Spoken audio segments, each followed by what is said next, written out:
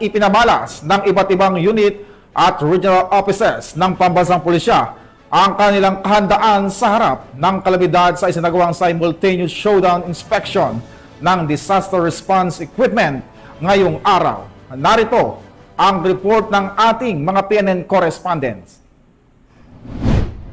Alinsunod sa direktiba ni PNP Chief Police General Romel Francisco D. Marbil, nakilahok ang Police Regional Office 1 sa pangunguna ni Police Brigadier General Lou F. Evangelista sa taunang PNP-wide inspection of disaster response equipment na isinagawa sa lahat ng Police Regional Offices sa buong bansa bilang paghahanda sa nalalapit na tagulan at upang tiyakin ang kahandaan ng mga kagamitan at mga tauhan nito sa oras ng kalamidad.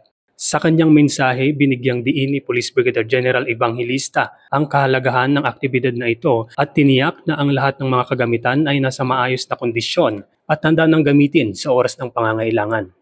Bilang bahagi ng komprehensibong hakbang ng PNP upang mapabuti ang kanilang disaster response capabilities, ang PRO1 ay patuloy na nagsusulong ng mga inisyatibo upang mapabuti ang kanilang operasyon at serbisyo publiko, kabilang ang mga pagpapalakas ng kanilang mobility assets at digital tools para sa mas mabilis na pagtuon sa mga sakuna o kalamidad. Ang mga hakbang na ito ay nagpapatunay lamang na ang Philippine National Police ay hindi lamang nakatuon sa pagpapatupad ng batas, kundi binibigyang importansya rin ang kaligtasan ng bawat mamamayan.